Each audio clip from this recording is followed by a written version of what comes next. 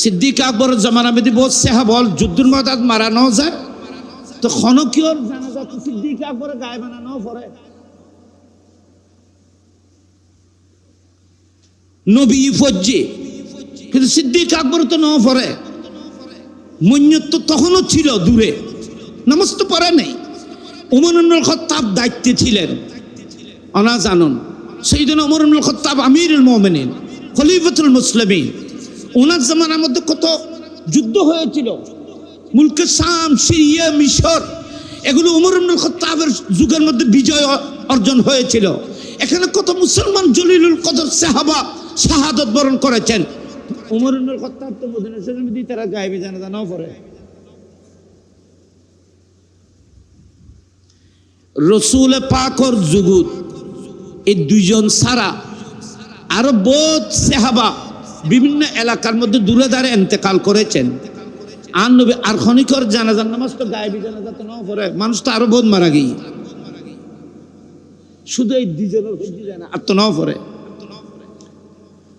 কথা খেয়াল করতে না বাবা, আই গো বুখারী শরীফের কথা কই উলামায়ে কেরাম জানে রসুল পাকে মওতার যুদ্ধ পরিচালনা করছে। নবী মওতার যুদ্ধ, এটা আর নবী যে ওয়া যায়েদ ইবনে হারেসা সর্বপ্রথম তুমি নেতৃত্ব দেবে। যায়েদ ইবনে হারেসা ইন্তেকাল করার পরে আমার নবী মদিনায় বসে বসে সাহাবায়ে কেরামদেরকে এলান করতেছেন, অবহিত করতেছেন, এ আমার সাহাবারা, মওতার যুদ্ধে আমার আদরের সাহাবা হযরতে যায়েদ ইবনে হারেসা কাফেরের তলোয়ারের আঘাতে শাহাদাত বরণ করেছেন, শহীদ হয়েছে মওতায়। খবর দিচ্ছে মদিনা শরীফে মুস্তাফা। কোনো টেলিভিশন বেরিশন নোয়াছিল, কোনো মিডিয়া নোয়াছিল, যুদ্ধ চলত যে 2000 মাইল দূরে আর নবী মদিনা শরীফ বয়ে ওখানে যুদ্ধ করেন, খন শহীদর সাথে সাথে মদিনায় মিম্বরে বসে বলতেছে। হযরতে যায়েদ ইবনে হারেসা শাহাদাতের পরে আমার নবী বললেন এখন ইসলামের পতাকা হযরতে জাফর বিন আবি তালেবের হাতে। জাফর বিন আবি তালেব ইসলামের পতাকা উনি নেতৃত্ব গ্রহণ করেছেন।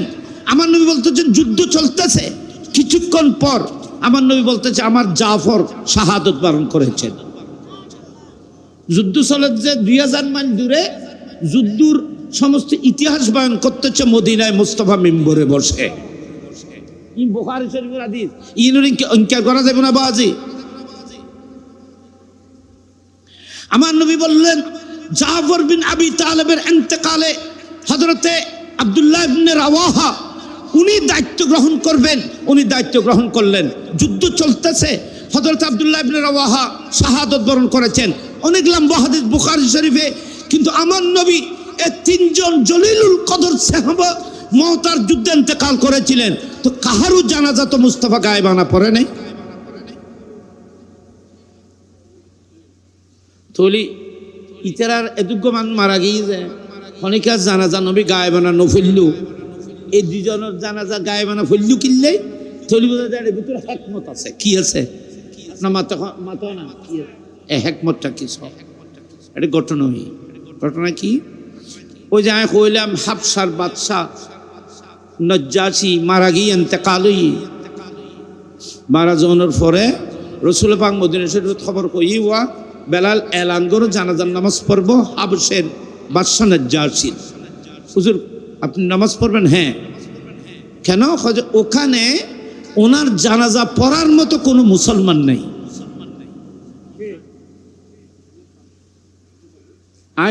এতক্ষণ বহুত আগে একখান কথা কইলেন, হাবশার বাদশাহ নজ্জাশী ঈমান গ্রহণ করছে, যে জাহের করছে না,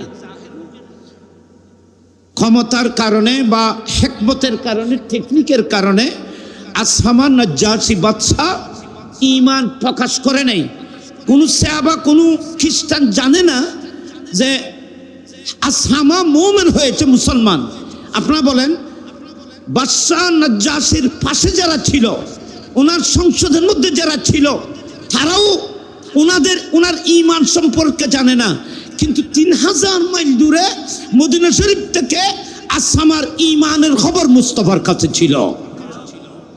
তাহলে পৃথিবীর যে কোনো প্রান্তে, পৃথিবীর যে কোনো প্রান্তে কার ভিতরে ঈমান আছে না আছে, কার ভিতরে নেফাক আছে না আছে, কে কাফের মুশরিক, কে মুনাফিক, কে প্রকৃত ঈমানদার, এগুলোর খবরও মুস্তাফার কাছে মদিনা শরীফের মধ্যে আছে। হাদিস থেকে বাইরে এখন এবার জানাজা ফুললু কি লইয়া কই, এবার জানাজা ফুলছে যে এবার জানাজা পড়েই একজনও খ্রিস্টান ধর্ম হিসেবে আসামাকে দফন করে দেবে, কিন্তু ওনার জানাজা ছাড়া দফন হবে। তা আর নবী আর উম্মত মোমেন 3000 মাইল দূরে, এখানে গিয়ে কেউ জানাজার নামাজ পড়ার সুযোগ এখন নাই। সেজন্য আমার নবী জানাজা পড়ার জন্য খেয়াল করলেন। কথা খেয়াল করছি বাবা, খেয়াল করছি যে খেয়াল করছি মাত্র জিবরিল মুস্তাফার খেয়ালকে আল্লাহ জেনেছেন। আল্লাহ জিবরিলকে পাঠাইলেন, মাহবুব জানাজা পড়তে হলে তো জানাজার সামনে থাকতে হবে, জানাজার সামনে থাকতে হবে। এ জিবরিল, আমি আসামার জানাজার নামাজ পড়ব। জিবরিল বললেন, আল্লাহ আমাকে আপনার খেদমতের মধ্যে পাঠিয়েছেন। কেন? জানাজার নামাজের মধ্যে শর্ত হলো মুন্নত সামনে থাকতে হবে। আসামার জানাজা তো অনেক দূরে, আমি জিবরিলকে আল্লাহ পাঠিয়েছেন এই দূরত্বকে সংক্ষিপ্ত করে হযরতে আসামার জানাজার কফিন আল্লাহ পাক আমাকে নির্দেশ দিয়েছেন আপনার সামনে হাজির করে দিতে। আল্লাহু আকবার বলেন।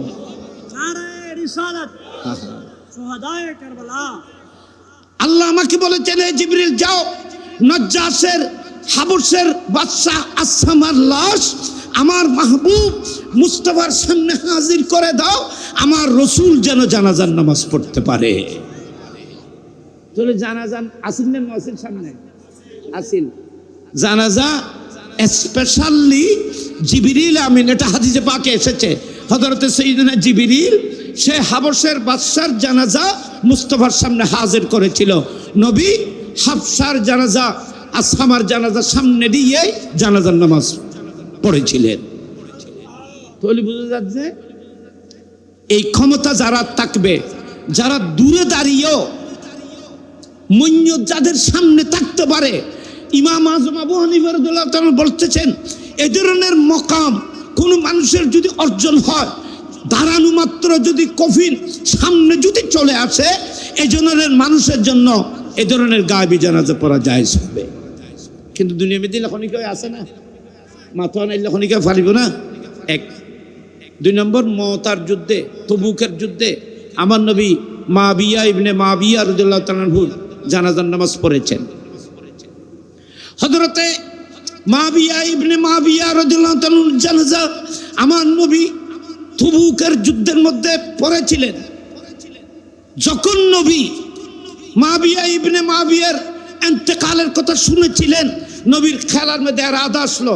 নবীর মনে এরাদা করলেন, আমার কলিজের টুকরা একজন সাহাবা মাবিয়া ইবনে মাবিয়া দ্বীনের জন্য অনেক অবদান রেখেছেন, আমি যদি মদিনা শরীফে থাকতাম তাহলে ওনার জানাজার নামাজটি আমি পড়াইতাম। নবীর অন্তরের এই আরজুকে আল্লাহ রাব্বুল আলামিন জানতে পেরে জিবরিলকে পাঠাইলেন। জিবরিল এসে বলতেছে, ইয়া রাসূলুল্লাহ, আপনি মাবিয়া ইবনে মাবিয়া জানাজা পড়বেন? আমার নবী বললেন, হ্যাঁ পড়ব। আমার নবী বলতেছেন, আপনি সাহাবায়ে কেরামদেরকে নিয়ে কাতার হয়ে দাঁড়ান, মদিনা শরীফ থেকে তবুক পর্যন্ত মাঝখানে যত পাহাড় আছে, যত জঙ্গল আছে, যত সাগর আছে, যত খিলা আছে, সবগুলোকে আমি সমান করে দেব। আমার নূরানি ফাঁকে সবগুলোকে সমান করে দেব।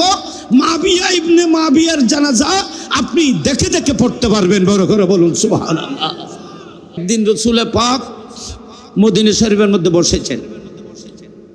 হযরতে জাফর ইবনে আবি তালেব মুসলমানদেরকে নিয়ে, যাদেরকে নিয়ে ওখানে হিজরত করেছিলেন, পরে হাবশ থেকে এরা হিজরত করে এরা মদিনা শরীফ চলে এসেছিল। হিজরত করে কোথায় এসেছিল? মদিনা শরীফ চলে এসেছিল। তো আমার নবী একদা, তখন আর মুসলমান হাবশের মধ্যে নাই, সমস্ত মুসলমানরা মদিনা শরীফের মধ্যে হিজরত করলেন। ওখান থেকে মদিনা শরীফে, কেউ মক্কা শরীফে, কেউ মদিনা শরীফে, অনেক লম্বা আলোচনা। চলে আসার পরে আমার নবী মুস্তাফা একদিন মজলিসে এভাবে দরবারের মধ্যে সাহাবায়ে কেরামদেরকে নিয়ে বসেছেন মনোযোগী। আমার নবী হঠাৎ করে, আপনারা চিন্তা করে দেখেন, মজলিসের মধ্যে রাসূল পাক বসে আছেন, হঠাৎ করে আমার নবী হযরতে বেলাল রাদিয়াল্লাহু তাআলাকে ডাকলেন, বেলাল উঠো।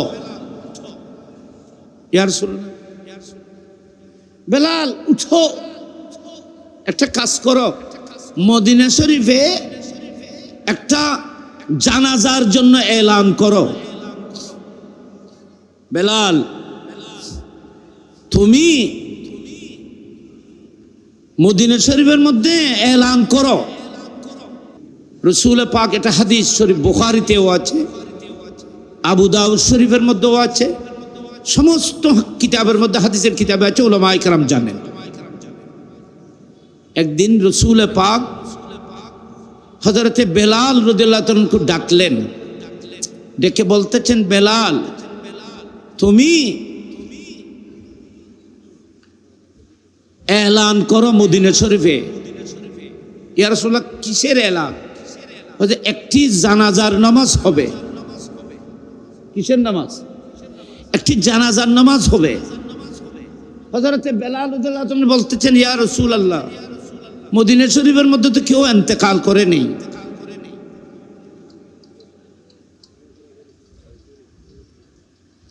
আমার জানা মোতাবেক মদিনা শরীফের কাছে বিচে, কাছে নিকটে কোনো মানুষ তো ইন্তেকাল করে নাই, কার জানাজা পড়া হবে? আবু দাউদ শরীফের হাদিস, বুখারী শরীফের হাদিস। আমার নবী উত্তরে বললেন, এ বেলাল, আমার একজন আশেক সাহাবা, আমার একজন আশেক উম্মত মদিনায় পাক থেকে প্রায় 3000 মাইল দূরে হাবশের বাদশা আসামা ইন্তেকাল করেছে। আপনারা কথা খেয়াল করতে হবে। আপনারা বলেন, রাসূল পাক যেই যুগে আসামার ইন্তেকালের খবর বলছেন, সেই যুগের মধ্যে তো কোনো মিডিয়া ছিল না, কোনো টেলিফোন করার কোনো ব্যবস্থা ছিল না, কোনো ইলেকট্রনিক কোনো মাধ্যম ছিল না, কোনো নেট ছিল না। রাসূল পাক 3000 মাইল দূরে হাবশের মধ্যে আসামা বাদশা, হাবশের বাদশা ইন্তেকাল করেছেন। আচ্ছা, মুস্তাফা মদিনা শরীফ থেকে কিভাবে দেখলেন, কিভাবে জানলেন? সাহাবায়ে কেরামরা প্রশ্ন করে নাই, কারণ সাহাবাদের আকীদা হলো মুস্তাফা 3000 মাইল দূরে নয়, 3 কোটি মাইল দূরে হলেও পৃথিবীর প্রান্ত থেকে, আসমান থেকে জমিন পর্যন্ত, আরশ থেকে তাহতুসরা পর্যন্ত জর্রা জর্রা মুস্তাফা দেখতে পান। আল্লাহ তাকে, আমার নবীকে সে শক্তি দান করেছে।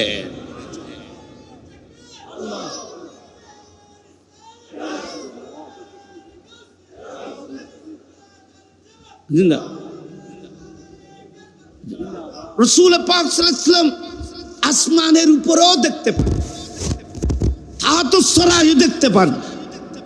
মদিনা শরীফে বসে মুস্তাফা জান্নাতের ভিতরেও দেখতে পারেন, এবং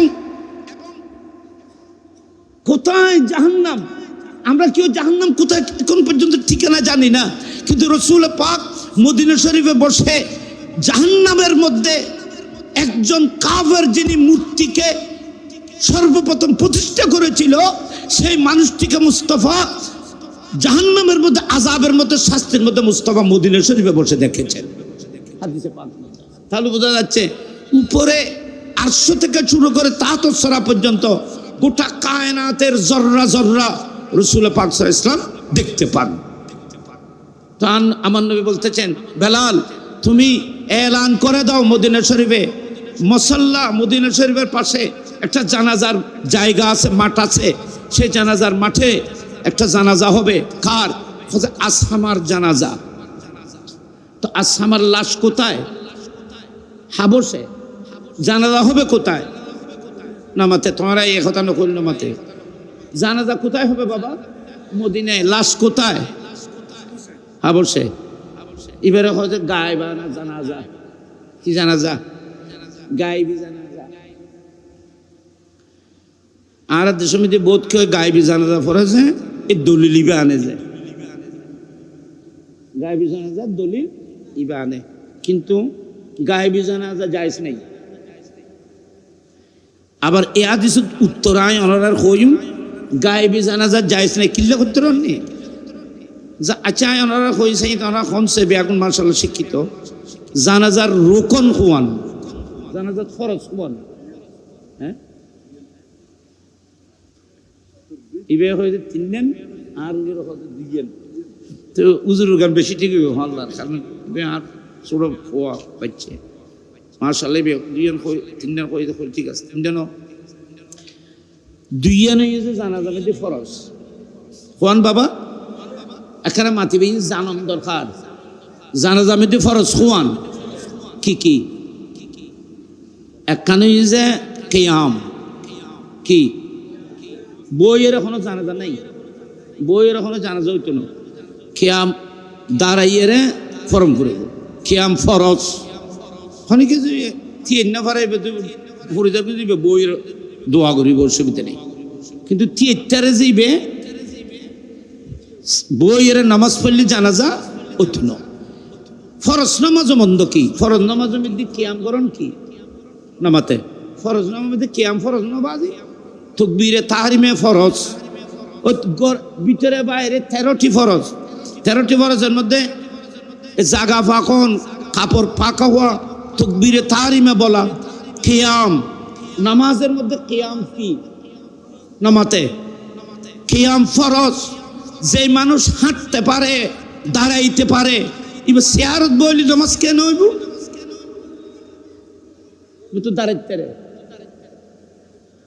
তুমি ইচ্ছাকৃত ভাবে ফরজ কিভাবে তরক করবেন, হবে না।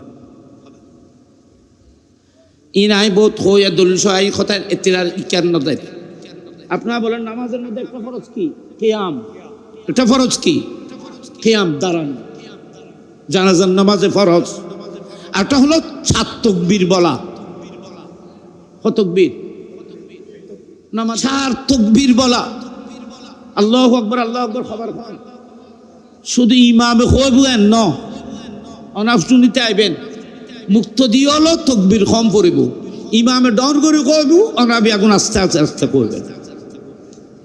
কোন মানুষ যদি তাড়াতাড়ি করে জানাজার নামাজের মধ্যে যদি আসে, ইমাম যদি 2 তাকবীর শেষ করে বলে, তো আপনি কি করবেন, জানাজায় অ্যাটেন্ড করবেন কিনা? হ্যাঁ করবেন। আপনি ইমামের কে 2 তাকবীরে পান, লাস্টের তাকবীরে পান, আপনি লাস্টের তাকবীর ইমামের সাথে বলে সালাম ফিরানোর পরে আপনি নিজে নিজে 3টি তাকবীর বললেন, জানাজার নামাজ হয়ে যাবে। মাসালান কি আগে জোনা ইমামের মোয়ারে তুমি শুধু 4 তাকবীর ভাইও তো খুব একটা উগ্র ভাইও তো উগ্র তাকবীর ভাইও আর 3 তো গেয়ে গিয়ে আগে, তো এখন কেন করিবে ইমামে তো সালাম ফিরে ফেলাইব, সালাম ফিরে ফেলাইলি অনর্থ কিচ্ছু করণ ফিরত না, শুধু ওই 3 তাকবীর যে গেয়ে গুই বলে আল্লাহু আকবার আল্লাহু আকবার আল্লাহু আকবার 3টি তাকবীর বললে আপনার জানাজা শুদ্ধ হয়ে যাবে। তাহলে জানাজা মধ্যে আসল মূলই কিভাবে তাকবীর আর কি কিয়াম, এটা হলো জানাজার ভিতরের রোকন, কিন্তু জানাজা শুদ্ধ হওয়ার জন্য একটা শর্ত আছে, সেই শর্তটি হলো জানাজা সামনে থাকতে হবে। মইয়ত গাছরের সামনে লইয়ে জানাজা আছে না, বোন সাম্মদি কিছু নাই, তত্ত্বাকাল লইয়ে জানাজা আছে না, জানাজা মানে কি লফজ জানাজা শব্দের অর্থ জান পূর্বে হইলে জানাজাতুন, জানাজাতুন জানাজাতুন, জিমের উপর জবর জিমের নিচে জের, জানাজাতুন জানাজাতুন দুটার মানা মইয়ত, এটা হলো জমহুর উলামায়ে কেরামের কথা। মইয়তকে বলা হয় জানাজা, সালাতুল জানাজা মানে মইয়তের নামাজ জানাজা, মইয়তের জন্য দোয়া, তো মইয়তেই নাই আপনি জানাজা কিভাবে পড়বেন? কথা ওরা ফেঁসের কথা উঠতে যাচ্ছে, ওনারা রায় ফেঁসত ফেলাইয়া দিয়ে এখানে মনোযোগী, আমরা আলহামদুলিল্লাহ এখান মনোযোগী ইন জানানোর জিনিস, আজ এই একটা মশলা আজ ক্লিয়ার করছি ওনার সামনে আজ এই ফেঁস বাজি। আপনারা বলেন তো জানাজাতুন জানাজাতুন, এখানে উলামায়ে কেরাম আছেন, মিডিয়া গোড়া দুনিয়া দেখতেছে। জানাজা জিমের উপর জবরও হইতে পারে, জেরও হইতে পারে, দোনোটা মানি মইয়ত, লাশ। সালাতুল জানাজা মানি মইয়তের সালাত, নামাজ, মইয়তের জন্য দোয়া। তো মইয়তেই নাই দোয়া কাকে? নামাজ কার? মইয়ত সামনে নাই। সেজন্য জানাজার নামাজের জন্য শর্ত হলো মইয়ত সামনে থাকতে হবে। কোন কোন উলামায়ে কেরাম এটা বলেছেন যে জানাজা মানি মইয়ত, জানাজা মানি খাট। খাট মানে জিয়ান মধ্যে জানাজা সরাই, অনারিকে জানাজা খাট আছে না, গাছর না লোয়ার, স্টিলের একটা লোয়া দি বানাইবে বালাগুড়ি রে মইয়তুল্লাহ যান। আরো আরো কুয়াইশ গাছর খাট বানাও গুয়ম, গাছর খাট। লোহা আজাবর অংশ, শুভ লক্ষণ নয়। উহুদের ময়দানে রসুল পাকের 72 জন সাহাবা, 70 জন সাহাবা শহীদ হয়েছেন। আমার নবী সেদিন বলেছিলেন, এ আমার সাহাবারা যারা উহুদের ময়দানে শাহাদত বরণ করতেছে, যেহেতু এরা সবাই যোদ্ধা মুজাহিদ, এদের বডি শরীরের সাথে বিভিন্ন রকমের ফাট্টা, ছামদার বিভিন্ন ফাট্টা লাগানো আছে, যেগুলো মানে তীর নেওয়া হয়েছে বিভিন্ন রকমের অস্ত্র নেওয়ার জন্য, এবং কিছু লোহার বিভিন্ন পোশাক তারা ইউজ করতেছে, যেগুলো দ্বারা তীর শরীরের মধ্যে না পড়ে, লোহা ব্যবহার করতেছে। আমার নবী বলতেছেন, ইন্তেকালের সাথে সাথে সাহাবায়ে কেরামের শরীর থেকে যারা ইন্তেকাল করেছেন তাদের শরীর থেকে দুটো জিনিস আলোক করো, একটা হলো ছামড়াকে আলোক করো, আর একটা হলো লোহা থেকে আমার উম্মতকে বাঁচাও। লোহা আলোক করো। উহুদের ময়দানত মইয়তুন মুস্তাফা লোহাকে আলোক করতে বলেছেন, আর গোসল গাছুল করায় কফন করায় উম্মতের লোহার তুলি। লোহা আযাবের অংশ। আমি কোরআন শরীফ থেকে 60টি আয়াত কোরআন শরীফ থেকে বের করেছি যেখানে লোহার আলোচনা হয়েছে। প্রত্যেক আলোচনার মধ্যে লোহাকে আযাবের জন্য ব্যবহার করা হয়েছে। আর কোরআন শরীফের মধ্যে ওনারা যদি সঞ্জয় তো দেখবেন যে আল্লাহ কোরআন শরীফের মধ্যে গাছর প্রশংসা করেছে। ওয়ান-নাজমি ওয়াশ-শাজারু ইয়াসজুদান, দেখেন ওয়ান-নাজমু ওয়াশ-শাজারু ইয়াসজুদান। আল্লাহ বলতেছেন এই পৃথিবীর মধ্যে লোহার কোনো কথাই নেই, লোহার এই ধরনের কোনো কথা না। আমি আপনার কথা একটা কথা সিলেক্ট করতে, এখানে উলামায়ে কেরাম আছেন। জান্নাতের মধ্যে সব কিছু পাওয়া যায়, কিন্তু জান্নাতের মধ্যে দুটি জিনিস পাওয়া যাবে না, একটা হলো আগুন থাকবে না, আর একটা লোহা থাকবে না। জান্নাতের মধ্যে লোহা নেই, জান্নাতের মধ্যে আগুন নেই। আগুন আর লোহা আল্লাহ জাহান্নামের মধ্যে কাফেরদের জন্য, মুশরিক মুনাফিকের জন্য শাস্তির জন্য শুধু লোহা জাহান্নামের মধ্যে ইউজ করবে, আগুন লোহা জাহান্নামের মধ্যে থাকবে। জান্নাতের মধ্যে লোহা নেই, আগুন নেই। সুবহানাল্লাহ, খানা বড় করিয়ে রে উগন নেককার পরেশগান মানুষরে লোহা কাঠের তুমি দেখিলে তুললুন যায় বহুত জায়গা আমি দিয়ে এখন লোহার খাটি বাদ দিয়ে রে, এখন স্টিলের খাট বাদ দিই। এখন এটা মরা মক্কা শরীফ গেইন, মদিনা শরীফ, গালফত গেইন, পৃথিবীর আছে কানাচে গেইন, ওরা খন চাই কোনো জায়গা আমি দিয়ে লোহার খাট আছে না, বা আছে আর সিটা এখন দিয়ে লোহার খাট।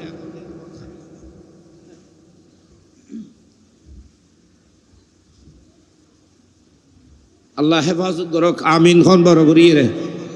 লোহার খাট নাও, গাছর বানাবো, গাছর কিউর গাছর, গাছ মোবারক জিনিস।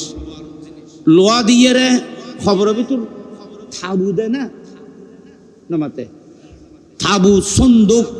এখন লোহার স্টিল বানাইয়ে রে মইয়তর সন্দুক লোহা দিয়ে দিব না, না গাছ দিই আমরা। এখন আর মুরব্বী বুড়ো বুড়ো মানুষ হল, আমরা দুনিয়া তুমি গেলি কইয়ে থাকতো না বাবা। আমরা এখন সে গাছনি দি ফেরাক ন মারে, গাছনি দি খিল মারে যে। তো একটা মইয়তকে দফন করার পরে যে গাছ তাবু হিসেবে দেওয়া হয়, সেই তাবুর মধ্যে পর্যন্ত লোহা ব্যবহার করা হয় না। আর আপনারা আমরা গোসল গাছল করে একজন ইমানদারকে লোহার উপর কিভাবে চড়াইলেন? সাবমিতে লোহা ব্যবহার করে না কিল ব্যবহার করে? তো খিলকা ব্যবহার করতো, লোহা দিয়ে ফেরা মারি দিলি তো হইতো, হচ্ছে না? মইয়তের জন্য, এটা ইমানদার মুমিনের জন্য লোহা ব্যবহার করা যাবে না। ওগো ফাঁকার মেসলা কই কবরর সিলুনু আছে বাজি ইন ইন মাঠে মধ্যে খন থাকতো না, ইন কইও যাবি আস্তে আস্তে শেষ। খবর যদি সিলু আছে বাজি সিলুইবে ফাঁকা ইট দিয়ে করা যাবে না। তো অনর বাফর অনর তো ফুসা করি আর সাল্লা দিলি অনর বাপ মার কবরিবে চারিখানে দি 10 ইঞ্চি ওয়াল গড়িয়ে রে, সুন্দর গড়িয়ে রে, মজবুত গড়িয়ে রে সিলুইবে গড়ি না পারিবে, বললে অসুবিধা হবে না। কিন্তু শরীয়ত বলতেছে আপনি চতুর্দিকে কাঁচা ইট দিয়ে 10 ইঞ্চি ইট দিয়ে কবর সুন্দর করে তৈরি করতে পারবেন। কিন্তু যেই ইটের মধ্যে আগুনে স্পর্শ করেছে না, যেই ইটের মধ্যে আগুনে স্পর্শ করেছে, আগুনের মধ্যে জ্বলেছে এমন কোন ইট মইয়তের কফিলের সাথে লাগলে মইয়তের উপর আযাব হবে, কষ্ট হবে। সেজন্য একটা বাহার শরীয়তে মসলা আছে। এই বাহার শরীয়তে আমাদের আহলুস সুন্নাত ওয়াল জামাতের বাহার শরীয়তের মধ্যে এই মসলাটি আছে। কবরের ছিলু ফাঁকা ইট দিয়ে করা যাবে না, মইয়তের কফিলের সাথে যেন আগুনে স্পর্শ করা ইট যেন না লাগে, এটা মইয়তের জন্য কষ্ট হবে। আপনারা বলেন ইটের ভিতরে, এটা তো মাটি, মাটির ভিতরে আগুনে স্পর্শ করেছিল, সেই আগুন স্পর্শ হলে মইয়তের জন্য যদি কষ্ট হয়, তো লোহা তো ডাইরেক্ট আগুন, লোহা তো ডাইরেক্ট আগুন। ওনার লোহা দিয়ে খাট বাঁধতে লিখুন যে বড় আলমত বড় মহাদ্দেশ তো ফুসল লইন না। ইমামে আহলে সুন্নাত আল্লামা নুরুল ইসলাম হাশমি রহমতুল্লাহ আলাইহি, কাজী নুরুল ইসলাম, ওনার নামিনুন নবজুরুন নামিনুন না, এটা বুড়ো বুড়ো মানুষ হল গেলিগার করতে না। আর ফত বা ইল যারা আছে তারা যারা ইকুজুর দুনিয়া তো পর্দা যদি যাইতে বেশি নয়। এত আলেম বাংলাদেশের মধ্যে আর দ্বিতীয় খনিকে এত আলেম দেব না বাজে। বড় বড় যেটুকু আলেম আছে সমস্ত আলেম বিয়াগুন ডাইরেক্ট ইনডাইরেক্ট ছাত্র। এত বড় আলেম সারা জীবন যুদ্ধ করেছেন লোহার খাট যেন ব্যবহার করা না হয়। আরা এত বড় আলেমর সেই ইতিহাস হারানো জানে। আমি বেয়াগুনের খেদমত আমার বাজি তারা ওরা মুরব্বিয়ল বেয়ন খাস অনুরোধ জানে লোহার খাট এখান কিনলে বানাই দিলে দেখবি এখন গাছের খাট বানাইবে বাজি। তোমার শরীরে যদি সুখ পায় তুমি তোমার রুহানিভাবে হইলো ইয়ানোর ফয়েজ পাই। ওরা এখন গাছের খাট বানিয়ে ব্যবহার করে যারা যারা করিবেন আমল করিবেন। আর ইন সম্পর্কে কথা কইতে গেলে বহুত লাম্ব। তো জানাজার নামাজ মধ্যে ফরজ খুয়ান দুইয়েন এখান লিখি কেয়াম আর ওই যে সাইড তকবীর। আর একখান কথা মনে রাখবেন, জানাজার নামাজও জমাত শর্ত ন। জমাত মানে বহুত মানুষে মিলিয়ে জমাতে একজন ইমাম হইব আর একজন জমাতে, ই শর্ত ন। যদি কোনো জায়গা মধ্যে মুসলমান একজন ছাড়া যদি আর কোনো মুসলমান না থাকে, শুধু একজনেই দাঁড়িয়ে 7 তাকবীর পরে মইয়তকে দফন করে দেবে, পৃথিবীর সমস্ত মুসলমানের পক্ষ থেকে জানাজার দায়িত্ব আদায় হয়ে যাবে। জানাজা মধ্যে একজন এক জামাত, একজন এক কাতার, একজন এক কাতার, একজন একটি জমাত জানাজার নামাজে। এত আমার নবী ইরশাদ করেছেন যে আমার উম্মতের যে জানাজার মধ্যে 3 কাতার হবে ইমাম বাদ দে, ইমামকে বাদ দিয়ে যে নামাজে জানাজার মধ্যে 3 কাতার মানুষ হবে, আল্লাহ পাক এই 3 জনের কারণে 3 কাতারের কারণে আমার উম্মতের গুনাহকে আল্লাহ পাক ক্ষমা করে দেবে। আল্লাহু আকবার বলেন, আল্লাহু আকবার। এজন্য আমার নবী বলতেছেন একজন মইয়তকে সে হ্যাংলা পাতলা মানুষ তাকে একজনও হাতের উপর করে নিয়ে যেতে পারবে, কিন্তু আমার নবী বলতেছেন না, একটি খাটের উপর নিয়ে 4 জন মানুষ কাঁধে করে আমার উম্মতকে জানাজা পর্যন্ত মাঠ পর্যন্ত নিয়ে যাবে। কারণ হচ্ছে 60 জন মানুষ যদি আমার উম্মতকে যদি কাঁধে করে নিয়ে যায়, আপনার কথা খেয়াল করবেন, 60 জনে যদি নিয়ে যায় তাহলে 60 জনের মধ্যে একজন ইমাম হবে আর 3 জন 3 কাতার হবে। 60 জনের মধ্যে একজন ইমাম হবে আর 60 জন আর 3 জন 3 কাতার। কেন? জানাজার নামাজ মধ্যে ইচ্ছা মধ্যে লাম্বাতি হইতো না, ফিল্মিকের লাম্বাতি হইব। এনে ফরজ নামাজের মধ্যে একজন খাইলে গায়, আরেকজন থাকতে একজন খাইলে গায়, তিয়েলি মকরু ন উত্তর ঠানিয়ে তিয় গরম করে নয়তো ডাকত নিয়ম তিয়ে গরম। তারপরে নামাজ হয়ে যাবে, খাইলে তিয়ে এলো নামাজ হইব, কিন্তু নিয়ম হয়ে যায় আগত ঠানিয়ে যদি নিজের মার তিয়ে করে তাহলে নামাজ মকরু হবে না। নামাজ আমি খাইলে গায় তিয়ন মকরু, কিন্তু জানাজার নামাজ খাইলে গায় একজন এক কাতার। আর স্বামী করছে ওনারা এখানে ক্লিয়ারলি বুঝে ফেললে, খালি গায়ে শুধু অনলি একজন মানুষ মুসল্লি এক জায়গায় তারাইলে ওনার শরীয়তের মধ্যে জানাজার ক্ষেত্রে কি হবে? এক কাতারের হুকুম। আমার নবী বলতেছেন একটি জানাজাকে যদি 4 জনে বহন করে, এই 4 জনের মধ্যে একজন যদি ইমাম হয়, ইমামের পিছনে একজন দাঁড়াবে, তার পিছনে আরেকজন দাঁড়াবে, তার পিছনে আরেকজন দাঁড়াবে, একজন ইমাম হবে, আমার উম্মতের 3 কাতার জানাজার মধ্যে মুসল্লি হবে। এই 3 জনের দোয়া একজন ইমামতের সুপারিশে আমার উম্মতকে আল্লাহ পাক রব্বুল আলামিন ক্ষমা করে দেবে, মাফ করে দেবে।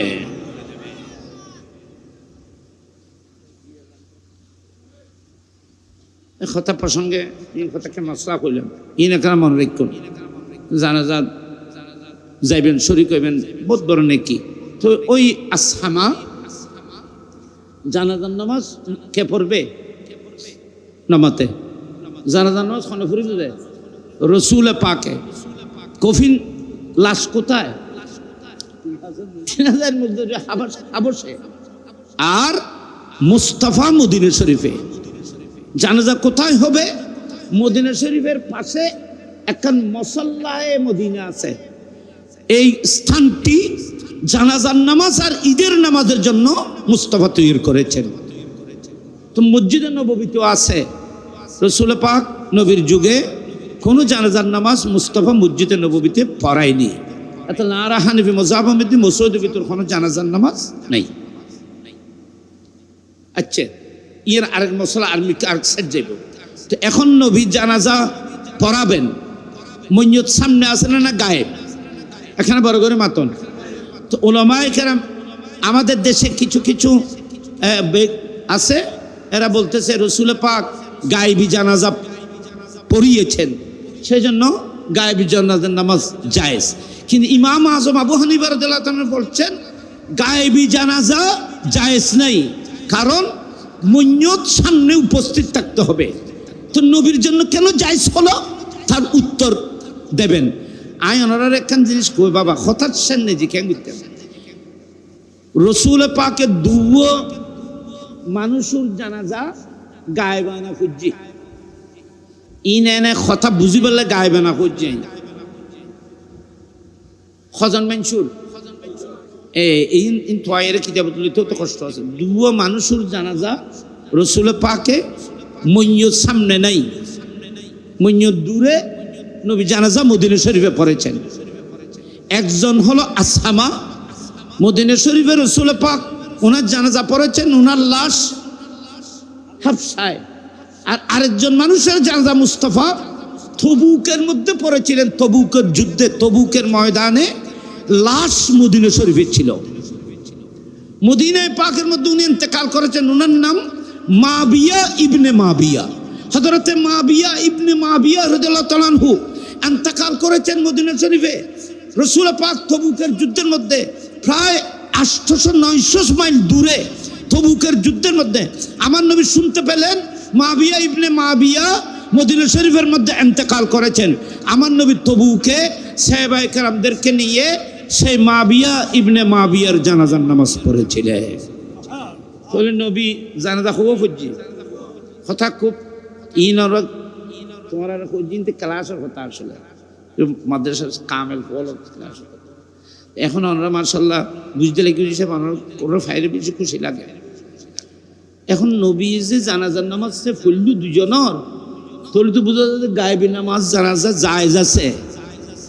ইয়ে তো কারণ সিউনুগ্য কথা খেয়াল রাখবে নবী জানাজা ফুজি যায় কিন্তু কোনো উম্মতর ফরিবের অর্ডার নামাতে ও আই জেল্লে জানাজার নামাজ এল্লে ফরির তোমারও এল্লে কোনো মানুষ মহব্বতের কোনো মানুষ যদি দুবাই মারা যায় তার লাশ কবিন যদি এখানে আনা না হয় তোমরা বাংলাদেশের লালদিন ময়দানে কাতার করে নামাজ পড়বে। এল্লে কোনো আজ সমিতি নবী কইয়ে না নামাজ খনে ফরাইয়ে দেয় শুধু নবী ফরাইয়ে এক কথা খুব গভীরভাবে।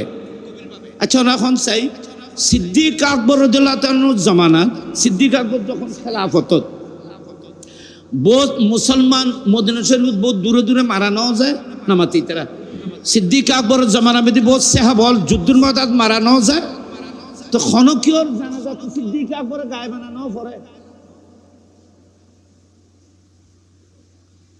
নবী ফজ্জি কিন্তু সিদ্দিক আকবর তো নাও পড়ে মন্যত তো তখনও ছিল দূরে নামাজ তো পড়ে নেই। ওমর ইবনুল খাত্তাব দায়িত্বে ছিলেন অনা জানুন সাইয়েদনা ওমর ইবনুল খাত্তাব আমিরুল মুমিনিন খলিফাতুল মুসলিমিন ওনার জামানার মধ্যে কত যুদ্ধ হয়েছিল মুলকে শাম সিরিয়া মিশর এগুলো ওমর ইবনুল খাত্তাবের যুগের মধ্যে বিজয় অর্জন হয়েছিল। এখানে কত মুসলমান জলিলুল কদর সাহাবা শাহাদাত বরণ করেছেন। ওমর ইবনুল খাত্তাব তো মদিনা শরীফের মধ্যে তারা গায়েবী জানাজা নাও পড়ে। রসুল পাকর যুগুত এই দুইজন ছাড়া আরো বহুত সাহাবা বিভিন্ন এলাকার মধ্যে দূরে দাঁড়ে ইন্তেকাল করেছেন। আর নবী আর খনিকর জানাজার নামাজ তো গায়েবী জানাজা তো নাও পড়ে মানুষ তো আরো বহুত মারা গিয়ে শুধু এই দুইজনের হইতে যায় না আর তো নাও পড়ে কথা খেয়াল করতে না বাবা। আইগো বুখারী শরীফের কথা কই উলামায়ে কেরাম জানে রাসূল পাকে মওতার যুদ্ধ পরিচালনা করছেন নবী মওতার যুদ্ধ এটা আন নবী খোঁজে ওয়া যায়েদ ইবনে হারেসা সর্বপ্রথম তুমি নেতৃত্ব দেবে। যায়েদ ইবনে হারেসা ইন্তেকাল করার পরে আমার নবী মদিনায় বসে বসে সাহাবায়ে কেরামদেরকে এলান করতেছেন অবহিত করতেছেন এ আমার সাহাবারা মওতার যুদ্ধে আমার আদরের সাহাবা হযরতে যায়েদ ইবনে হারেসা কাফেরের তলোয়ারের আঘাতে শাহাদাত বরণ করেছেন শহীদ হয়েছে মওতায় খবর দিচ্ছে মদিনা শরীফে মুস্তাফা কোন টেলিভিশন বেরিশন নোয়াছিল কোন মিডিয়া নোয়াছিল যুদ্ধ চলে যে 2000 মাইল দূরে আর নবী মদিনা শরীফে বয়ে খনে যুদ্ধ করেন খন শহীদর সাথে সাথে মদিনায় মিম্বরে বসে বলতেছে হযরতে যায়েদ ইবনে হারেসা শাহাদাতের পরে আমার নবী বললেন এখন ইসলামের পতাকা হযরতে জাফর বিন আবি তালেবের হাতে। জাফর বিন আবি তালেব ইসলামের পতাকা উনি নেতৃত্ব গ্রহণ করেছেন। আমার নবী বলতেছেন যুদ্ধ চলতেছে কিছুক্ষণ পর আমার নবী বলতেছে আমার জাফর শাহাদাত বরণ করেছেন।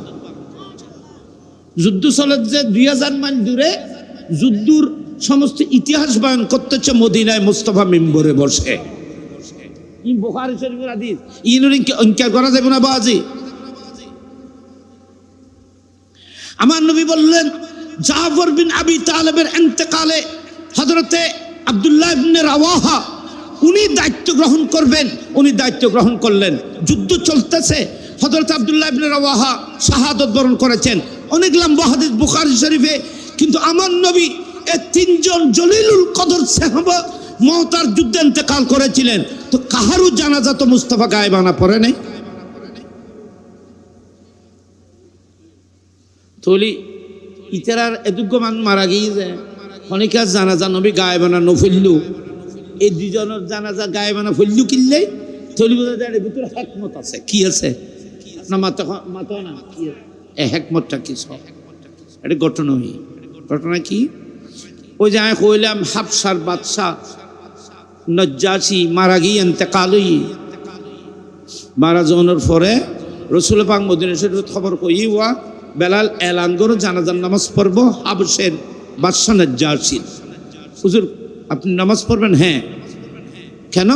ওখানে ওনার জানাজা পড়ার মতো কোনো মুসলমান নেই। আয় ওনারা এতক্ষণ বহুত আগে একখান কথা কইলেন, হাবশর বাদশা নাজ্জাশী ঈমান গ্রহণ করছে, যে ইন জাহের করছে না,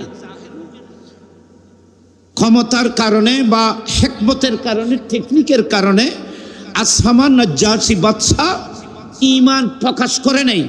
কোন সাহাবা কোন খ্রিস্টান জানে না যে আসহামা মুমিন হয়েছে, মুসলমান।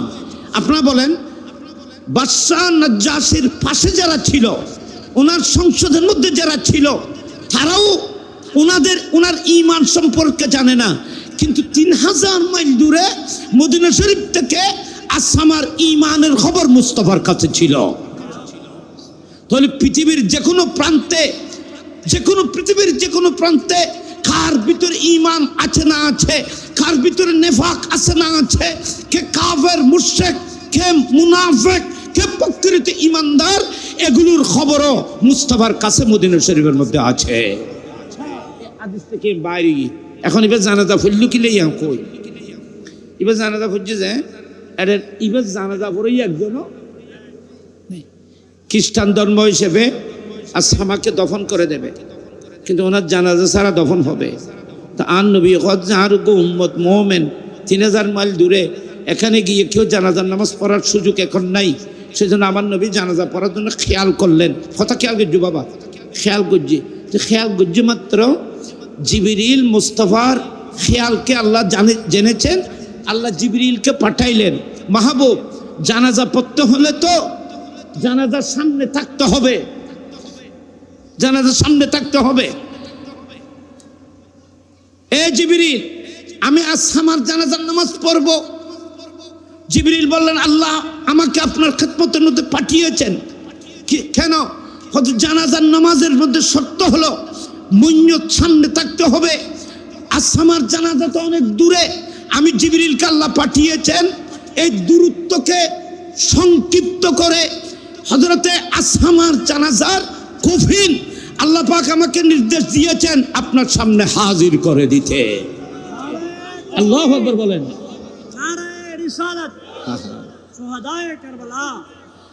আল্লাহ আমাকে বলেছেন, হে জিবরিল যাও, নাজ্জাশের হাবশের বাদশা আসহামার লাশ আমার মাহবুব মুস্তাফার সামনে হাজির করে দাও, আমার রসুল যেন জানাজার নামাজ পড়তে পারে। তাহলে জানাজান আসিল না নসিল? সামনে আসিল জানাজা স্পেশালি জিবরিল আমিন, এটা হাদিসে পাকে এসেছে। হযরতে সাইয়্যিদনা জিবরিল সে হাবশের বাদশার জানাজা মুস্তাফার সামনে হাজির করেছিল। নবী হাবশার জানাজা আসহামার জানাজার সামনে দিয়ে জানাজার নামাজ পড়েছিলেন। তাহলে বুঝা যাচ্ছে এই ক্ষমতা যারা থাকবে, যারা দূরে দাঁড়িয়েও মুন্নত যাদের সামনে থাকতে পারে, ইমাম আজম আবু হানিফা রাদিয়াল্লাহু তাআলা বলতেছেন, এই ধরনের মকাম কোন মানুষের যদি অর্জন হয়, দাঁড়ানো মাত্র যদি কফিন সামনে যদি চলে আসে, এই ধরনের মানুষের জন্য এই ধরনের গায়েবী জানাজা পড়া জায়েজ হবে। কিন্তু দুনিয়া মেদি লখনিকে আছে না, মাথা নাই লখনিকে ফালিব না। এক। 2 নম্বর, মুতার যুদ্ধে, তবুকের যুদ্ধে আমার নবী মাবিয়া ইবনে মাবিয়া রাদিয়াল্লাহু তাআলা আনহু জানাজার নামাজ পড়েছেন। হযরতে মাবিয়া ইবনে মাবিয়া রাদিয়াল্লাহু তাআলা জানাজা আমার নবী তবুকের যুদ্ধের মধ্যে পড়েছিলেন। যখন নবী মাবিয়া ইবনে মাবিয়ার ইন্তেকালের কথা শুনেছিলেন, নবীর খেলার মধ্যে এরাদা আসলো। নবীর মনে এরাদা করলেন, আমার কলিজের টুকরা একজন সাহাবা মাবিয়া ইবনে মাবিয়া দ্বীনের জন্য অনেক অবদান রেখেছেন, আমি যদি মদিনা শরীফে থাকতাম তাহলে ওনার জানাজার নামাজটি আমি পড়াইতাম। নবীর অন্তরের এই আরজুকে আল্লাহ রাব্বুল আলামিন জানতে পেরে জিবরিলকে পাঠাইলেন। জিবরিল এসে বলতেছে, ইয়া রাসূলুল্লাহ আপনি মাবিয়া ইবনে মাবিয়া জানাজা পড়বেন? আমার নবী বললেন, হ্যাঁ পড়ব। আমার নবী বলতেছেন, আপনি সাহাবায়ে কেরামদেরকে নিয়ে কাতার হয়ে দাঁড়ান, মদিনা শরীফ থেকে তবুক পর্যন্ত মাঝখানে যত পাহাড় আছে, যত জঙ্গল আছে, যত সাগর আছে, যত খিলা আছে, সবগুলোকে আমি সমান করে দেব। আমার নূরানি ফাঁকে সবগুলোকে সমান করে দেব। মাবিয়া ইবনে মাবিয়ার জানাজা আপনি দেখে দেখে পড়তে পারবেন। বড় করে বলুন সুবহানাল্লাহ। তাহলে নবীর জন্য একটা হাত ছিল, পৃথিবীর আর কেউ এটা করতে।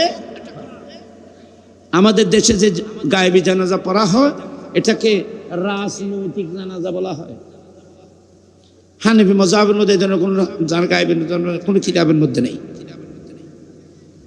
আল্লাহ পাক আমাদেরকে বুঝার তৌফিক দান করুক, আমিন। আমি লাস্ট আর ঠিক ভাই এই 11টা পর্যন্ত, 11 মানে আর 10 মিনিট বাকি। এই 10 মিনিট কি হইল না? আচ্ছা ঠিক আছে।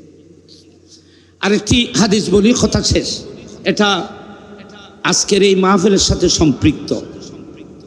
তাহলে আমরা একটা কিছু, আমি যা বলেছি এগুলোর মুদ্রা কথা হলো, এগুলোর সারমর্ম হলো, খোলাসা হলো, রাসূল পাক সাল্লাল্লাহু আলাইহি ওয়াসাল্লাম সবকিছু দেখেন। বলেন, রাসূল পাক সবকিছু দেখেন। রাসূল পাক সাল্লাল্লাহু আলাইহি ওয়াসাল্লামের জন্য দূরে কাছে সবকিছু সমান। আমার নবী কাছে যেমন দেখতে পান, দূরেও সমানভাবে দেখতে পান। আমার নবী জাহেরকে যেমন দেখেন, বাতেনকেও তেমন দেখেন। আমাদের রুকু যেমন দেখেন, আমাদের অন্তরের নিয়তকেও রাসূল পাক দেখেন। নবী দেখার মধ্যে কোনো পার্থক্য নেই। আলহামদুলিল্লাহ বলেন। তার একটা দলিল এই কারবালা, শাহাদতে কারবালা। আনারা কেন মনোযোগী বাজে? শাহাদতে কারবালা তার একটা দলিল। কিভাবে? এখানে আমার নেহায়ত কাবিলে কদর হযরত উলামায়ে আহলে সুন্নাত তশরিফ ফরমা আছেন। এই যে এটা মাদ্রাসার মধ্যে কিতাব আছে, মেশকাত শরীফ। কি শরীফ? মেশকাত শরীফের লাস্টে মোনাকেবের পর্বে দুটি হাদিস আমি কোট করতেছি, আপনাদের সামনে পেশ করছি। এই দুটি হাদিসের মাধ্যমেও রাসূল পাকের কাছে যে দেখার ক্ষমতা আছে, দূরে কাছে সবকিছু রাসূল পাক সমান দেখেন, তার দলিল এই দুটি হাদিসের মধ্যেও আছে। কারবালা, শাহাদতে কারবালাকে কেন্দ্র করে মেশকাত শরীফের মধ্যে এই দুটি হাদিস বর্ণিত হয়েছে। প্রথম হাদিস হলো রাসূল পাকের সাহাবা এবং আজাদকৃত মাওলা হযরতে আবু রাফে রাদিয়াল্লাহু তাআলা নূর স্ত্রী, ওনার নাম হলো সালমা। উনি হযরতে উম্মে সালমার খেদমত করতেন। উম্মে সালমা মানে আমাদের মা, রাসূল পাকের বিবি। উম্মে সালমার খেদমত করতেন। তো উনি সকাল সকালে শুক্রবার, মুহররমের 10 তারিখ শুক্রবার, উনি খুব ভোরে ভোরে উম্মে সালমার হুজরার মধ্যে আসলেন। এসে দেখতেছেন উনি মুসল্লায় বসে চোখের পানি পেলে অজর নয়নে কাঁদছেন। উম্মুল মুমিনিন রাসূল পাক সাল্লাল্লাহু আলাইহি ওয়াসাল্লামের বিবি, সকল ইমানদারের মা, এভাবে কাঁদতেছেন। কি দুঃখে, কি বেদনায় কাঁদছেন। হযরতে সালমা ওনার কাছে জানতে চাইলেন, মা ইউবকিকে, আপনি কেন কাঁদছেন? ক্বালা, উম্মে সালমা উত্তরে বলছেন, আমি কাঁদতেছি রাআইতু রাসূলুল্লাহ সাল্লাল্লাহু আলাইহি ওয়াসাল্লাম আল বারিহা, আমি গত রাত আল্লাহর হাবিবকে স্বপ্নের মধ্যে দেখেছি। সুবহানাল্লাহ বলেন। তো অনাকান কথা আইতারে স্বপ্ন হুজুর, এটা স্বপ্ন না, স্বপ্ন এর গুরুত্ব না, তাইলে মেশকাত হাদিস কিনে রওয়াইত। একটা কথা মনে রাখবেন, ইমানদারের স্বপ্ন ওহির 46 ভাগের 1 ভাগ। ইমানদারের স্বপ্নের মধ্যেও গুরুত্ব আছে। সবচেয়ে বড় গুরুত্ব হলো, কোন ইমানদার যদি রসুলকে স্বপ্নে দেখে, তাহলে সত্য সত্য স্বপ্ন দেখেছে। এটা আরেকটা সহিহ হাদিস দ্বারা প্রমাণিত আছে। হযরতে উম্মে সালমা রাদিয়াল্লাহু তাআলা বলছেন, আমি রাসূল পাক সাল্লাল্লাহু আলাইহি ওয়াসাল্লামকে স্বপ্নের মধ্যে দেখলাম। কিভাবে? ওয়াহুয়া ইয়াবকি, রাসূল পাক সাল্লাল্লাহু আলাইহি ওয়াসাল্লাম কাঁদতেছেন। নবীকে স্বপ্নের মধ্যে আরো অনেকবার দেখেছিলেন, কিন্তু এভাবে নবীকে কাঁদতে দেখে নাই। কিন্তু আজকে রাসূল পাক কাঁদতেছেন। নবীর খান্দন দেলি কোনো উম্মত সহ্য করিতে পারিব না বাজি। নবী খান তুলাইলে, মা খান তুলাইলে ফুয়ালো সহ্য করিতে পারে না, বাপে খান তুলাইলে ফুয়া সহ্য করিতে পারে না, মা আর বাপ খান তুলাইলে ফুয়া সহ্য করি না পারে। মুস্তাফার চোখের পানি উম্মতে কিভাবে সহ্য করবে? যেখানে উম্মতের কাছে নবী মা আর বাবা থেকেও বড় উত্তম। রাসূল পাক সাল্লাল্লাহু আলাইহি ওয়াসাল্লামের চোখের পাখি কান্না দেখে তিনি কাঁদতেছেন এবং বলতেছেন, ওয়ারাইতু ওয়া আলা রাসিহি ওয়া লিহাইয়াতিহি তুরাব, আমি রাসূল পাকে মাথা মুবারকে, চুল মুবারকে, দাড়ি মুবারকে, পোশাক মুবারকের মধ্যে আমি রক্তাক্ত মাটি দেখেছি। খনে দেখি যে উম্মে সালমা খোদাই নবীরে এভাবে দেখি এত লাই খাঁদিচ্ছে। তো আমি ফুসলাম যে ইয়া রাসূলুল্লাহ অনেকিল্লে খাইতে লিখব। তো আর নবী কত যে উম্মে সালমা তুই কি না জানো না, আর আদরের বেটা ইমাম হুসাইন কারবালা প্রান্তে আজিয়ে শুক্রবার জুমার সময় মর্মান্তিকভাবে শাহাদত বরণ করছি। তো হুসাইন ময়দানে কারবালা শাহাদত বরণ করছি, অনর শরীরের মধ্যে রক্ত কেন, অনর পোশাকের মধ্যে রক্ত কেন? তো আর নবী কত শাহিদতু কাতলাল হুসাইনি আনেফা, আমার হুসাইনের গলায় যখন চুরি চলতেছিল এতক্ষণ আমি মদিনা শরীফ থেকে থাকিয়েছিলাম, দেখেছিলাম, কিন্তু চুরির নিচে যখন তলোয়ার যখন চলতেছিল তখন হুসাইন আমাকে নানা জান বলে ডাক দিয়েছেন।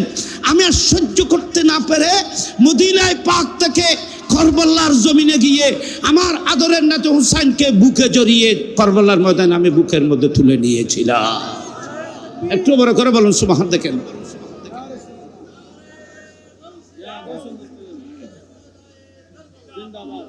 অনুরূপ এই ধরনের আরেকটি হাদিস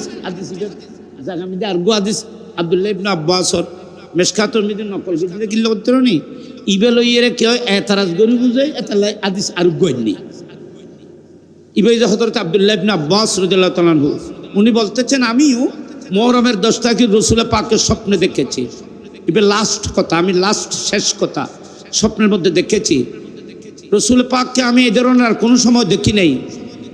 উনি কাঁদতেছেন, আমি এভাবে দেখেছি রাসূল পাকের জিসিমে পাকে রক্তাক্ত মাটি দেখেছি, দাড়ি মুবারকের মধ্যে রক্তাক্ত মাটি দেখেছি, চেহারায় পাক মলিন দেখেছি, নবী কাঁদতেছেন রক্তাক্ত অবস্থার মধ্যে আমি রাসূলকে দেখেছি। আমি বললাম, ইয়া রাসূল আপনাকে এই অবস্থার আপনি কাঁদছেন? ওয়াফি ইয়াদিহি কারুর, হাদিসে পাকের মধ্যে আছে আমি রাসূল পাকের হাতে একটা নূরানি জান্নাতের একটি বোতল দেখেছি, সেই বোতলের মধ্যে তাজা ফিহি দামুন আবিদ, সেখানে আমি তাজা তাজা রক্ত দেখেছি। আমি জিজ্ঞেস করলাম, ইয়া রাসূল আপনি এত রক্তাক্ত কেন হলেন?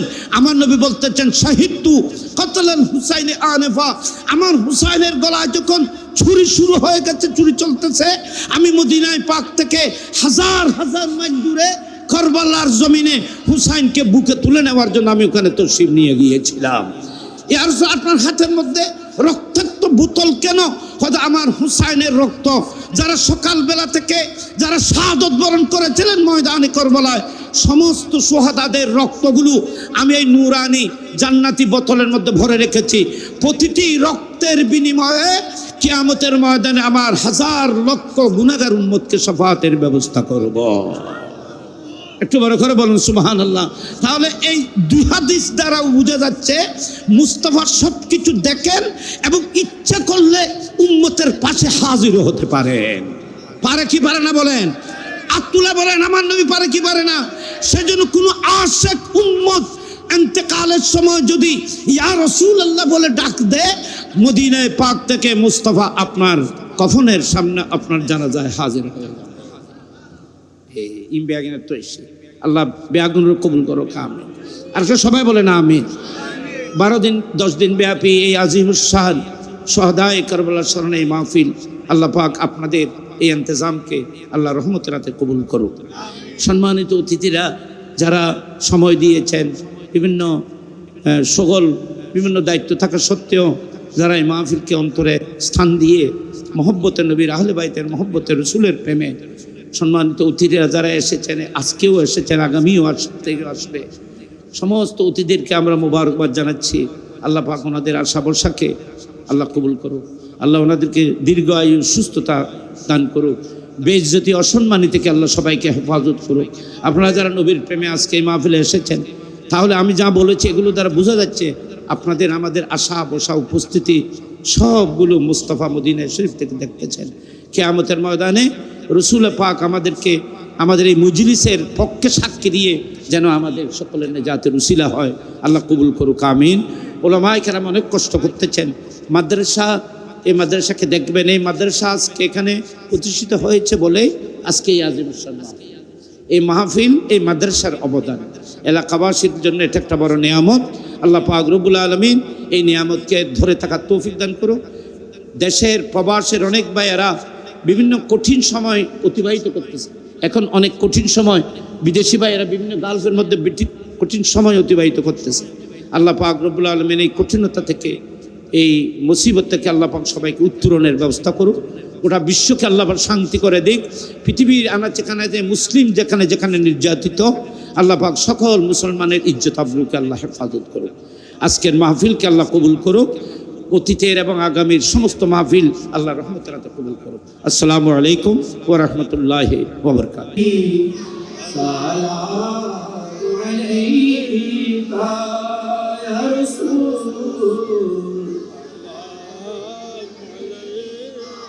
يا حبيب سلام عليك صلوات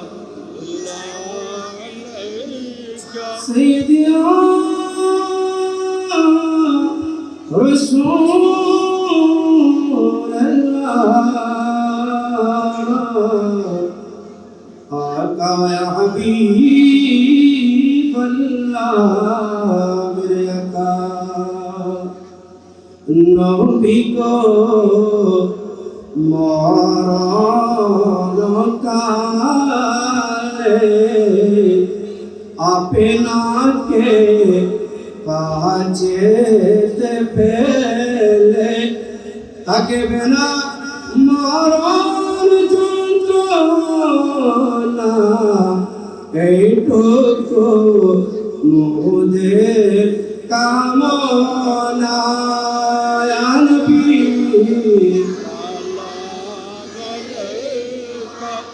يا رسول سلام يا حبيب سلام سيدي يا رسول الله آقا يا رحمة للعالمين मेरे आका आज़ाने শুনি আপনার নাম কালিমায় পড়ি আপনার নাম নামাজে আপনাকে সালাম আপনি যে নূরে মুজাসসাম ইয়া নবী ইয়া রাসূল সালাম আলাইকা ইয়া হাবিব সালাম আলাইকা हम हाथ पुकारे आका तैयबा से सुने मुस्तफा की सरमायत करला को सलाम मुस्तफा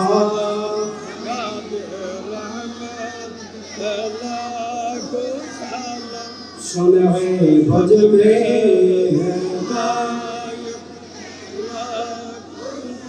Osmanazul iman मुतका और लोका गौसे आज़म इमाम मुतका और लोका जो आई शान कुदरत पहला मुस्तफा जाने राम शमे में अजमे है ना खाजे खाजे का खाजे हिंदुस्तान खाजे खाजे का खाजा अब्दुल रहमान चाराबी श्री कोठी आका कई रब शाह मुर्शिद हजरत जबलकर सब शारों के अहले सुन्नत पहला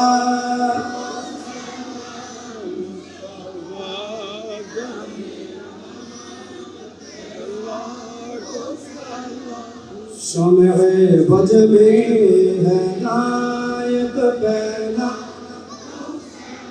या इलाही सदक़े शुहदाए रसूल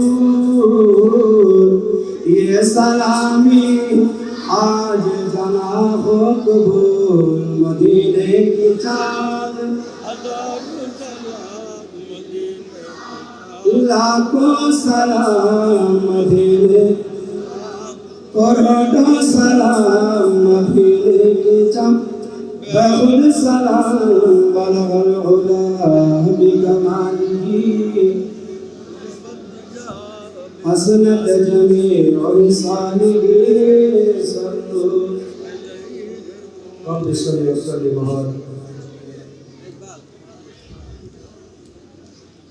আলহামদুলিল্লাহ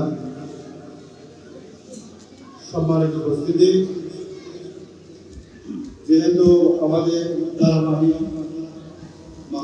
কয়েকবার দুরূদ পড়েন মোহব্বতে সবাই কারো মুখ যেন বন্ধ না থাকে যারা জানেন সবাই পড়েন বিসমিল্লাহির রহমানির রহিম আর রহমানির রহিম মালিক সিরাতাল লাযিনা আন'আমতা আলাইহিম بسم الله الرحمن الرحيم قل هو الله أحد الله الصمد لم يلد ولم يولد ولم يكن له كفوا أحد قل هو الله أحد الله الصمد لم يلد ولم يولد ولم يكن له كفوا أحد اللهم صل على سيدنا مولانا محمد نبيك ورسولك الأمي وآله وأصحابه وبارك وسلم اللهم آمين اللهم صل صلاة كاملة وسلم سلاما تاما على سيدنا محمد الذي تنحل به العقد وتنفرج به الكرب وتقضى به الحوائج وتنال به الرغائب وحسن الخواتيم واستسقى الغمام بوجهه الكريم وعلى آله وصحبه في كل لمحة ونفس بعدد كل معلوم لك الصلاة والسلام عليك يا رسول الله الصلاة والسلام عليك يا حبيب الله الصلاة والسلام عليك يا ناصر المسلمين الصلاة والسلام عليك يا قائد الغر المحجلين وعلى آلك وأصحابك يا سيدي يا رسول الله مولاي كريم شهداء كربلاء স্মরণে দক্ষিণ এশিয়া আল্লাহ এই ঐতিহ্যবাহী 10 দিন ব্যাপী মাহফিল চতুর্থ দিবস বয়ানাত তাকরীরাত দরুদ সালাম কিয়ামত মিলাদের পরে আলোচনার পরে আমরা সবাই তোমার রহমতের দুয়ারে হাত টেনেছি মুনিব আমাদের দুই খালে হাত তোমার রহমত দিয়ে পূর্ণ করে দাও আল্লাহ আমাদের সকলের জীবনের গুনাহকে মাফ করে দাও আল্লাহ আমাদের সকল মুরব্বিদের গুনাহ মাফ করে দাও আল্লাহ আমরা আমাদের আপনজন যাদেরকে হারিয়ে ফেলেছি মুনিব তাদের জীবনের গুনাহকে মাফ করে দাও বিশেষ করে আমাদের দাদা দাদির গুনাহ মাফ করে দাও আমাদের নানা নানির গুনাহ মাফ করে দাও আমাদের ভাই বোনের গুনাহ মাফ করে দাও আমাদের ছেলে সন্তানের গুনাহ মাফ করে দাও আমাদের স্ত্রী পুত্রের গুনাহ মাফ করে দাও আমাদের বন্ধু বান্ধবের গুনাহ মাফ করে দাও সকল পৃথিবীর মুমিনিন মুমিনাতের গুনাহকে মাফ করে দাও আল্লাহ বিশেষ করে আমরা যারা এখানে হাত তুলেছি অনেকেই আমরা আমাদের মাকে হারিয়েছি, বাবাকে হারিয়ে ফেলেছি। মুনিব আমাদের মেহেরবান মা বাবা যারা অন্ধকার কবরে, পুকুর পাড়ে, জঙ্গলে পড়ে আছেন, প্রত্যেকের জীবনের গুনাহকে মাফ করে আল্লাহ তাদের কবরকে জান্নাতের টুকরা বানিয়ে দাও। আল্লাহ তাদের কফনকে জান্নাতে লেবাস বানিয়ে দাও। জক্তাতুল কবর, দায়কুল কবর, হারারতে কবর, তঙ্গি কবর, সিদ্ধতে কবর, জুলমাতে কবর, করুবাতে কবর, সদায়তে কবর থেকে আল্লাহ সবাইকে মুক্তি দান করুন। আল্লাহ আজকের এই মাহফিলের সওয়াব আল্লাহ 4 দিন ব্যাপী যা তকরিরাত, বয়ানাত হয়েছে, তাবাররুকাত, ইন্তজামাত, দুরুদ সালাম, কিয়াম, মিলাদ, এগুলো সওয়াব সোনার মদিনায় তোমার মাহবুবের নূরানি দরবারে পৌঁছে দাও। সাহাবা ইকরাম, তাবিঈন, তবে তাবিঈন, ইমাম মুজতাহিদিন, খুলাফায়ে রাশিদিন, মুহাদ্দিসিন, মুফাসসিরিন, মুস্তামবিতিন, রুয়াত, ওলি, গৌস, কুতুব, নুকবা, নুজবা, আওতাদ, খিয়ার, সৈয়াইন, সৈয়ারা, কুতুব, কুতুবুল আকতাব, গৌস, গৌসুল আজম, তোমার প্রিয় মাহবুব বান্দারা যে যেখানে শায়িত প্রত্যেকের মাজারাতের মধ্যে বকশিশ করে দাও। আল্লাহ বিশেষ করে সৈয়দুস শুহাদা হযরত ইমাম হুসাইন আলাইহিস সালামের নূরানি দরবারে পৌঁছিয়ে দাও। ময়দানে কারবালায় যে সমস্ত 72 জন তোমার মাহবুবের আওলাদ, আহলে বায়ত সহ যারা শাহাদত নির্মমভাবে শাহাদত বরণ করে জীবন উৎসর্গ করেছেন, ময়দানে কারবালার সমস্ত শুহাদাদের মাজারাতের মধ্যে বকশিশ করে দাও। আল্লাহ ওনাদের রুহানি ফুয়ুজাত দিয়ে আমাদেরকে ধন্য করে দাও। আল্লাহ ইসলামের জন্য যারা জীবন দিয়েছেন, যারা শাহাদত বরণ করেছেন, আল্লাহ প্রত্যেকের শাহাদতকে তুমি কবুল করে নাও। আল্লাহ আমরা তোমার শাহী দরবারে ফরিয়াদ করতেছি, আল্লাহ আমাদের উপর তোমার খাস রহমত নাজিল করুন। বিশ্ব মুসলিম সম্প্রদায়ের উপর রহমত নাজিল করুন। মাওলা আমাদেরকে 5 ওয়াক্ত নামাজ পড়ার তৌফিক দান করুন। সুন্দর শান্তির সমৃদ্ধির জীবন তোমার মাহবুবের কাছে পছন্দ হয় এ ধরনের জীবন হায়াত আমাদেরকে দান করুন। মাওলা সুন্দর শান্তির জীবন আমাদেরকে দান করুন। আহলুস সুন্নাত ওয়াল জামাতের আকীদার উপর আমাদেরকে অটল অবিচল রাখুন। আজকের এই মাহফিল ইন্তজামের সওয়াব, তাবাররুকাতের সওয়াব আল্লাহ জানতে পেরেছি আমাদের চৌধুরী সাহেব আজকের মাহফিলের সমস্ত তাবাররুকাতের ব্যবস্থা করেছেন। আল্লাহ ওনার এই কোরবানি ইখলাসকে তুমি কবুল করে নাও। আল্লাহ তোমার এই মহব্বতকে তুমি কবুল করে নাও। মাওলাই করিম এই আজকের মাহফিলের সওয়াব ইমামুল আউলিয়া, গৌসুস সাকলাইন, গৌসুল আরশ ওয়াল কুরসি ওয়াল লৌহ ওয়াল কলম, হুজুর গৌসে আজম শেখ সৈয়দ মীর পীর আবু মোহাম্মদ মহিউদ্দিন আব্দুল কাদের জিলানী রাদিয়াল্লাহু তাআলা নূরানি দরবারে পৌঁছিয়ে দাও।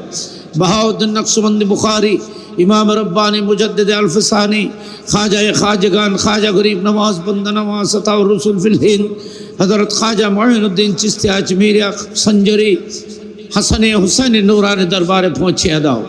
গৌসুল আজম মজবন্ডারি হযরতের নূরানি দরবারে পৌঁছিয়ে দাও। বাবাজান কবলা নূরানি দরবারে পৌঁছিয়ে দাও। শাহজালাল সিলেটি ইয়ামানি মুজাররদি শাহ ফরহাদ 360 বলির মাজার পাকের মধ্যে বকশিশ করে দাও। চট্টগ্রামের জমিনের মধ্যে তোমার মাহবুব বান্দারা যারা শহীদ আছেন প্রত্যেকের মাজারাতের মধ্যে এগুলো সওয়াব বকশিশ করে দাও। এগুলো সওয়াব আলা হযরত আসিমুল বরকত ইমামে ইশক মোহব্বত ইমাম শাহ আহমদ রাজা আলা হযরতের নূরানি দরবারে পৌঁছিয়ে দাও। গজ্জালি জামান মুহাদ্দিসে আজম সুলতানুল আরিফিন আল রসুল সৈয়দ আহমদ সঈদ কাজমি রাদিয়াল্লাহু তাআলা নূরানি দরবারে পৌঁছিয়ে দাও। গৌস জামান আব্দুর রহমান চৌরভী রাদিয়াল্লাহু তাআলা নূরানি দরবারে পৌঁছিয়ে দাও। গৌস জামান হযরত সৈয়দ আহমদ সিরকুটি রাদিয়াল্লাহু তাআলা নূরানি দরবারে পৌঁছিয়ে দাও। গৌস জামান হুজুর আল্লামা হাফেজ কারি তৈয়ব শাহ সাহেব হুজুর কাবলা নূরানি দরবারে পাকের মধ্যে পৌঁছিয়ে দাও। মুনিম আমরা যারা তুলেছি আমাদের মা বাবা দাদা দাদি আত্মীয় স্বজন চতুর্দিকে কবরস্থানের মধ্যে যারা শায়িত আছেন প্রত্যেকের রূহ পাকের মধ্যে এগুলো সব বকশিশ করে আল্লাহ তাদের দরজাতকে বুলন্দ করে দাও। আল্লাহ যাদের মা বাবা বেঁচে আছেন তাদের হায়াতের মধ্যে বরকত দাও। মা বাবার যথাযথ হক আদায় করার তৌফিক আমাদেরকে দান করুন। মা বাবার খেদমত করার তৌফিক দান করুন। মাওলানা করিম আমাদের মধ্যে যারা অসুস্থ সবাইকে সুস্থতা দান করুন। যারা বিভিন্ন রোগে আক্রান্ত প্রত্যেককে শিফা দান করুন। মাওলানা করিম যারা দেশে বিদেশ থেকে এমনকি পর্দার আড়াল থেকে মা বোনরাও যারা এই মাহফিলের জন্য সাহায্য করেছেন, সহযোগিতা করেছেন, আল্লাহ যারা কোরবানি তিয়াগ ইখলাস তারা এখানে শরীক শামিল হয়েছেন প্রত্যেকের শেয়ারকে শিরকতকে তুমি কবুল করে নাও। আল্লাহ 10 দিন ব্যাপী এই মাহফিলকে কল্পনার ধারণার বাবির কামিয়াবি নসিব করুন। আল্লাহ 17তম মাহফিল কিয়ামত পর্যন্ত এই মাহফিল এখানে আল্লাহ জারি রাখার জন্য এলাকাবাসীকে তৌফিক দান করুন।